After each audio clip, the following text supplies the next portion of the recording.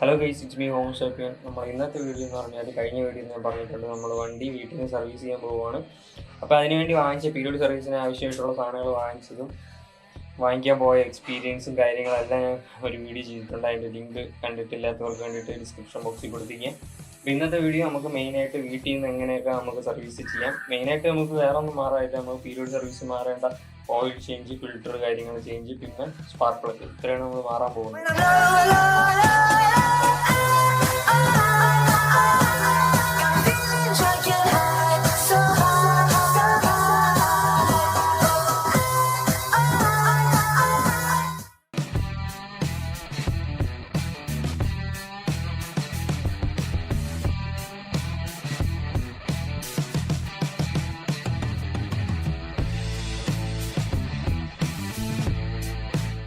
അപ്പം ഞാൻ ബേസിക് കാര്യം തൊട്ട് പറയാം. ഫസ്റ്റ് ഓഫ് ഓൾ നമ്മൾ കിറ്റ് ഇളക്കുമ്പോഴായാലും എന്ത് ചെയ്താലും പ്രോപ്പറായിട്ടുള്ള ടൂൾസ് യൂസ് ചെയ്യാം. അതിന് വേണ്ടിയിട്ട് നമുക്ക് KTMൻ്റെ തന്നെ ടൂൾ കിറ്റ് ഉണ്ട്. അതിൽ ഒട്ടുമിക്ക എല്ലാം യൂസ്ഫുള്ളാണ്.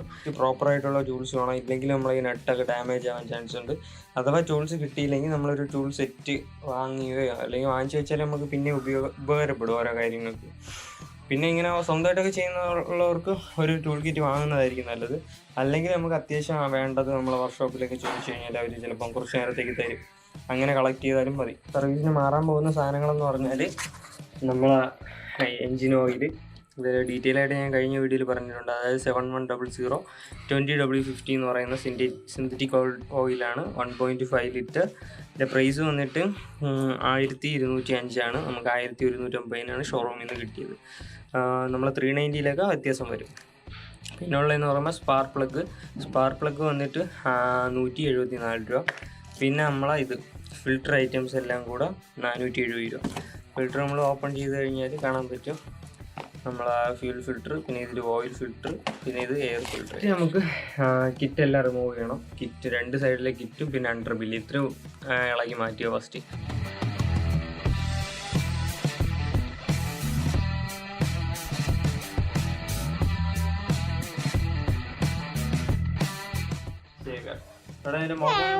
നിന്റെ മുഖം ഒന്ന് കാണിച്ചാൽ, നിന്റെ മുഖം കാണിയത് തിരിച്ചു കാണിയത് ക്യാമറമാനായി.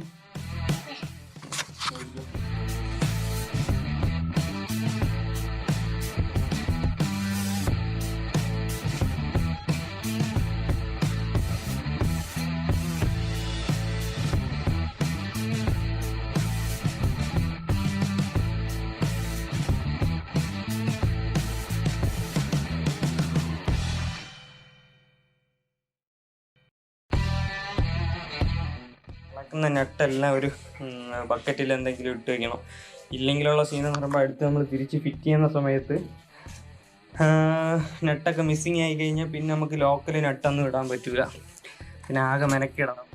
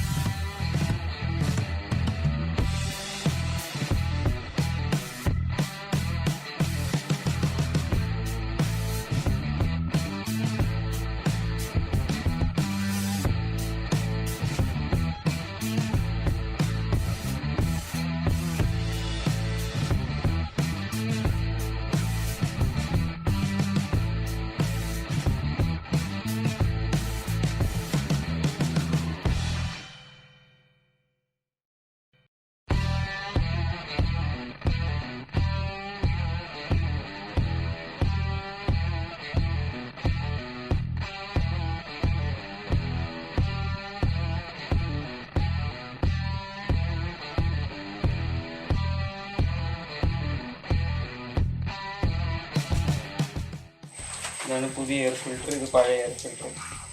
അപ്പോൾ നിങ്ങൾക്ക് അതിൻ്റെ ഡിഫറൻസ് അറിയാൻ പറ്റും.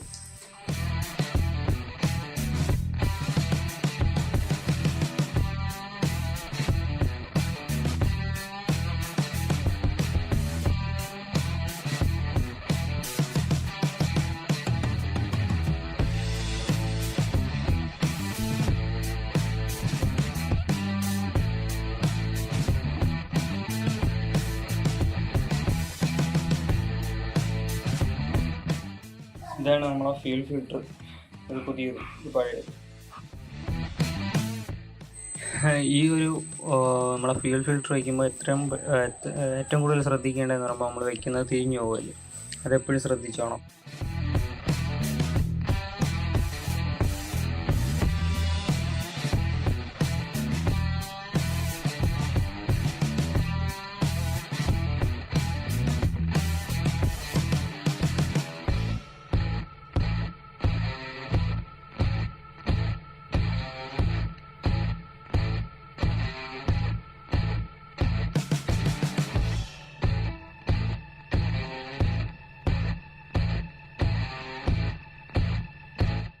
ഇതിൽ ഈ ഒരു വാൾവ്, അതായത് ഇത് എപ്പോഴും ഓപ്പൺ ആണെന്ന് ഉറപ്പ് വരുത്തണം. കാരണം ഇതിൽ വെള്ളം ഇറങ്ങിക്കഴിഞ്ഞാൽ ഇതുവഴി പുറത്ത് പോകാനുള്ള ഒരു ഡ്രെയിനേജ് സിസ്റ്റമാണ് ഈ ഒരു കേബിൾ എന്ന് പറയുന്നത്. ഇത് ഇങ്ങനെ പുറത്തോട്ട് കിട്ടി.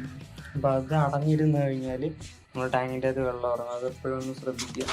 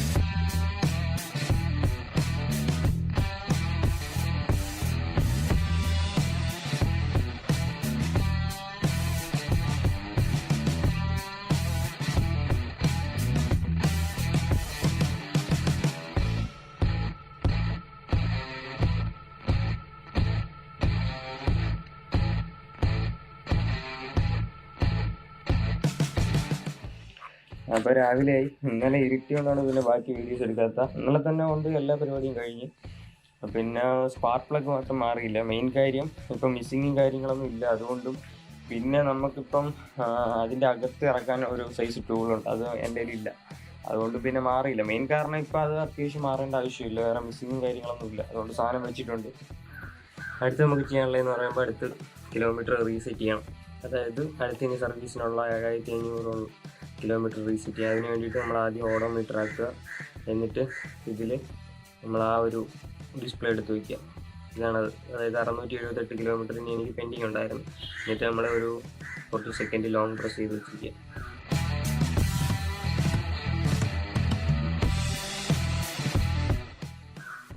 7500 ആയിട്ടുണ്ട്. അപ്പോൾ ഇത്രയേ ഉള്ളൂ. ഇങ്ങനെയാണ് നമ്മൾ റീസെറ്റ് ചെയ്യുന്നത്. അപ്പോൾ ഇനി നമുക്ക് സർവീസിന് 7500 കിലോമീറ്റർ ഉണ്ട്. അങ്ങനെ നമ്മുടെ പീരിയോഡിക് സർവീസ് കഴിഞ്ഞിരിക്കുകയാണ്. നമ്മൾ പീരിയോഡിക് സർവീസിൽ വരുന്ന എല്ലാ സംഭവം മാറ്റിയിട്ടുണ്ട്, ഫിൽറ്റർ ഐറ്റംസ് എല്ലാം, സ്പാർക്ക് പ്ലഗ് ഒഴികെ. അപ്പോൾ ഈ വീഡിയോ ഒരുപാട് പേർക്ക് ഉപകാരപ്പെടുമെന്ന് വിചാരിക്കുന്നു. ഇഷ്ടപ്പെട്ടെങ്കിൽ തീർച്ചയായിട്ടും ലൈക്ക് ചെയ്യുക, ഷെയർ ചെയ്യുക, എന്തുണ്ടെങ്കിലും കമൻറ്റ് ചെയ്യുക. അപ്പം stay tuned by. It's me home shopping.